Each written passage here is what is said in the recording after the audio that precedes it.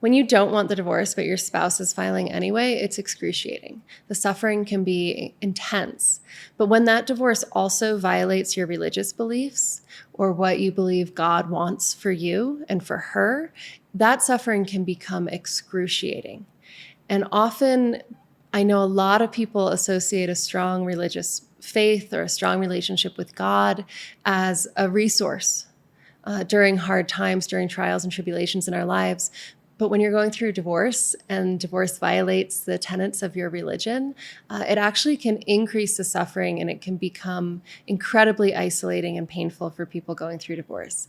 So in today's video, I want to talk about the struggle, the very real struggle that I see a lot of men facing when they go through a divorce that violates their religious beliefs. And I also want to talk about how I see those men making this shift. Where they go from having increased suffering and pain because of that violation to actually finding strength and growth and healing through their faith.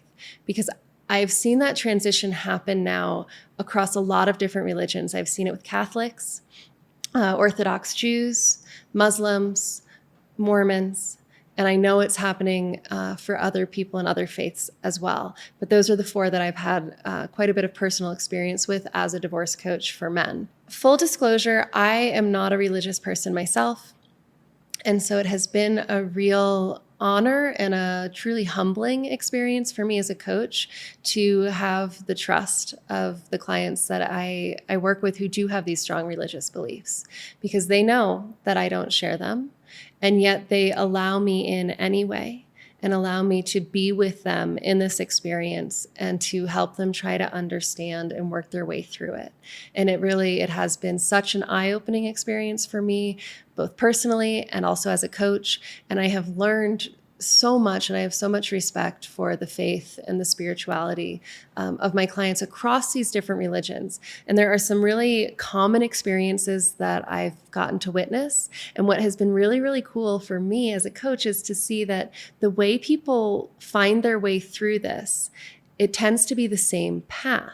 And what I see again and again is that initially in the divorce process, there is this massive internal rupture because the divorce is not allowed, right, by, God in many of these different religions, right? The divorce is not supposed to happen. And so there's this huge sense of failure, of shame, of rejection, not just by God, but also by your religious community. And it's this feeling of being ostracized on the outside of having committed this sin. And for so many men, it's incredibly painful because they didn't choose the divorce. They tried to stop it, but they were unable to. And so now this horrible thing is happening to them that they see as their failure in the eyes of God. And yet they also can't control or stop it. And it can cause immense suffering. And I will tell you that as someone who doesn't have a strong religious background myself, sometimes I do wonder, is this religious belief, is it just causing more pain and more suffering to people that are already going through so much hurt? Because, in divorce, you're already losing that primary relationship, which is a massive blow to any human nervous system. It puts us into fight or flight. It feels like you're going to die because for much of human history, if we were disconnected from our primary relationships, we would die. So divorce is already excruciating. A lot of people don't survive it. The suicide rates for men going through divorce are 9 times higher than for the average person. And so then you add this layer of intense shame and guilt and isolation that can happen when the divorce is violating your religious beliefs. And that just, it levels that suffering up so high.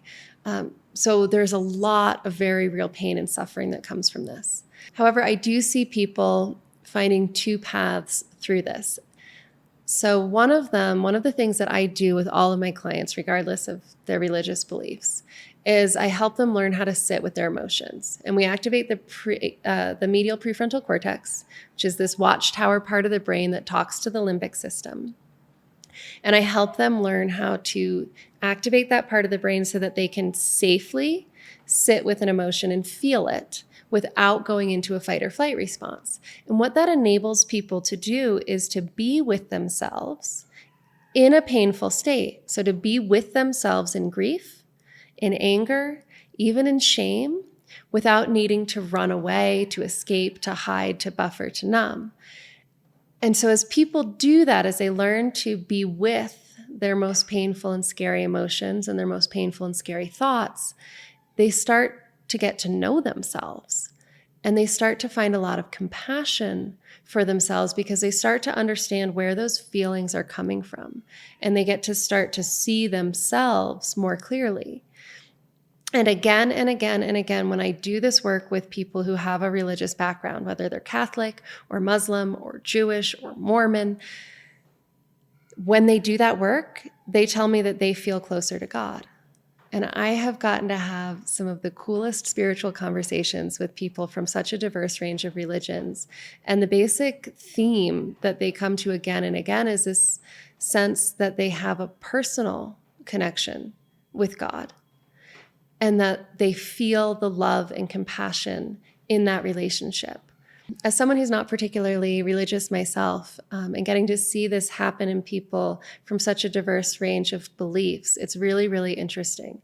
Because as people get to feel more connected to themselves and their own emotions, and they start to slow down and feel safer alone with themselves, across the board, they feel more connected to something bigger than themselves, to God in whatever form that they recognize God. And then this capacity for forgiveness starts to come into play. And this has been really, really cool as well, because again, I see it with Catholic clients, Muslim clients, Jewish clients.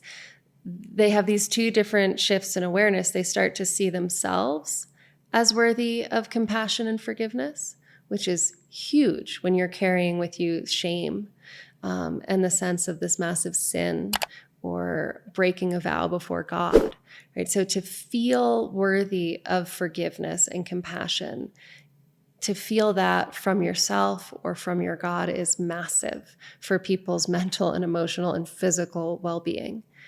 But the other thing that starts to happen is they find that they're able to accept their ex-wife's choice. And this is really, really interesting because I've had a couple of different clients use the language of free will to explain this to me, that their ability to accept it has been centered on realizing that they have to recognize and allow the other person's free will, that they are here and that even God respects their free will. Even He allows it, even when we do these horrible things and sin before Him. And so if God can accept someone's free will, if He can allow it, despite all of the suffering that we create with our free will, then these clients talk about how they too have to, step into that capacity themselves and allow other people to have free will, even if that means they do things that are painful, that are shameful, that are dysfunctional, that are downright harmful. And so that's one huge area where I see people of many different religious backgrounds finding strength in their faith. And what I've seen is that they have to move from the external, this kind of fear of what they have done or what they've allowed to happen or how they've failed or sinned, to this internal practice of being quiet within themselves. And then they start to feel this connection again to their faith. The other area that I see this religious belief actually becoming more supportive is the flip side of where it can cause so much suffering. It's in the community itself. And so often, even if someone feels like they're at peace with God and their relationship with God, the sense of rejection or disappointment from a religious community when you get divorced can be devastating. Right? And again, you've just lost this primary relationship, but often you also lose these other relationships, right? Your spiritual community, your religious community. And that is also a devastating blow. And so now you're dealing with these two massive losses at the same time. It's really, really hard for any human nervous system. And yet, again and again and again, I see my clients connecting to other people who have been through the same thing, right? A Catholic support group for people going through divorces that they didn't want. Right? An Orthodox Jewish man connecting with his born-again Christian neighbors over the newfound sense of a personal relationship to God. right? I know a coach who focuses specifically on working with Mormons who have gotten divorced or have been ostracized in one way or another from their community. And then often even within the more mainstream religious communities, there are places and people that are welcoming and allowing for healing and really stepping into that space of compassion. And so if you're going through a divorce and you are dealing with this piece of it, if you are feeling the shame, the guilt, the sense of failure because you've broken a vow before God, or if you're feeling that disappointment or judgment from your religious community or religious leaders, please know that you are not alone. There are so many other people feeling what you're feeling, experiencing what you're experiencing right now, and they will support you and you can support them. And there is so much room for healing and growth, not just mentally and emotionally, but spiritually and in your religious faith as well. And I know maybe that sounds weird coming from someone who is not religious herself, but I can tell you it has been such a fascinating and beautiful part of my journey as a coach working with divorced men to get to see some of them making these kinds of spiritual and religious journeys as they go through divorce. And I will tell you, some days I still feel this way. In the beginning, I always felt a little bit, bad for somebody when they shared their faith with me because I know it's going to make the divorce harder. And I know it's going to create this extra layer and level of suffering that honestly, it hits people to their core because that faith can be such an essential part of your identity and then your sense of who you are here and in this life and in this world. And so to have that threatened in the moment where you're going through this huge loss already is just devastating. So there is a part of me that wants to judge religion for doing that to people.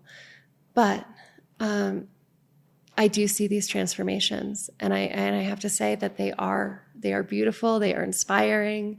They are eye-opening. And especially to see it happening to, a Muslim client, a Jewish client, a Catholic client, all having these same kind of spiritual religious awakenings within themselves where they're finding a level of compassion and forgiveness and connection to God that is deeper than it was before they went through this massive trial. It is really, really inspiring. And then seeing them also connect to other people who are walking that path or are part of their faith and yet have the space, the capacity to be supportive, is also incredibly inspiring. So I think religion in divorce can create suffering, but it can also be a massive, massive resource. And the beautiful thing is that the work is all the same. It's learning to slow down, breathe, and go inside and face what's in there, what you're feeling, what you're thinking, who you are. And again and again and again, regardless of the religion we're talking about, when people do that, that's where they find connection to themselves, connection to God, and the ability to connect to other people. If you are up for sharing any of your experience moving through a divorce and the impact that your faith has had, either in terms of pain that you're dealing with or as a resource that's actually helping you find strength and move through this, please share your story in the comments. I know one thing above all else is that hearing each other's stories makes such a difference. So if you're willing to share any of your experience here in this community on YouTube, it will help somebody. So thank you for being here. Thank you for watching. And thank you in advance for sharing some of your story with us in the comments.